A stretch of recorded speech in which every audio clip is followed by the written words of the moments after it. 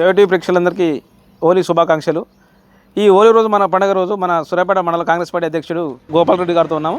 నమస్తే సార్, చెప్పండి, ఈ హోలీ పండుగ అనేది ప్రజలందరూ ఏ విధంగా జరుపుకోవాలనుకుంటున్నారు?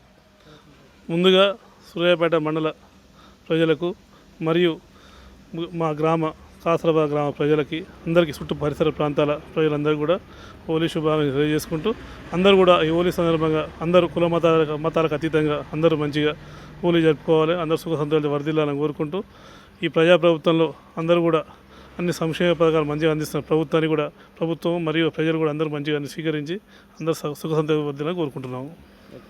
అన్న, మామూలుగా ఇప్పుడు మనకి ఇక్కడ ఉన్న మెయిన్ అని కొన్ని బ్రిడ్జ్లు అవి ఉన్నాయి కదా, ఈ సమస్యలు అనేవి ఎప్పుడు తీరుతాయి అంటున్నారు?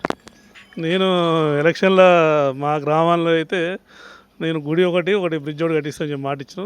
తప్పకుండా అట్నే ఇంకో 100 ఇళ్ళు తీసుకొస్తాను మాట ఇవ్వడం జరిగింది. ఆ మాట ప్రకారం మన గెలిచిన 2 నెలలు అయింది. ఇందులో మున్సిపల్ ఎలక్షన్లు వచ్చినాయి. మున్సిపల్ ఎలక్షన్లో కూడా కాంగ్రెస్ పార్టీ మా పార్టీ మంచి విజయం సాధించింది.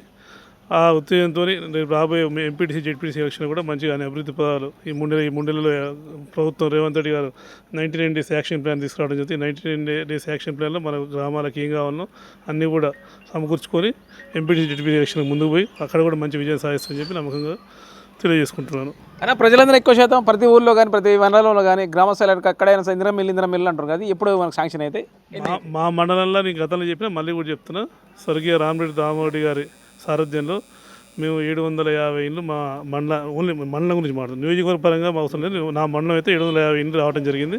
750 ఇళ్లలో దాదాపు 765 ఇండ్లు రావడం జరిగింది. మొదటి విడతగా పైలట్ ప్రాజెక్టులో కేటీఆర్ గ్రామం మొత్తం పూర్తి చేయడం జరిగింది. మరి తర్వాత మిగతా గ్రామాలు కూడా అన్ని కేటాయించడం జరిగింది. కొన్ని L3 సమస్య ఉండి మా మండలంలో అయితే ఒక 50-60 ఇండ్లు ఆగడం జరిగింది. మిగతా ఇండ్లని దాదాపు పూర్తి చేసుకుని అన్ని స్లాబ్ లెవెల్కి వచ్చినాయి.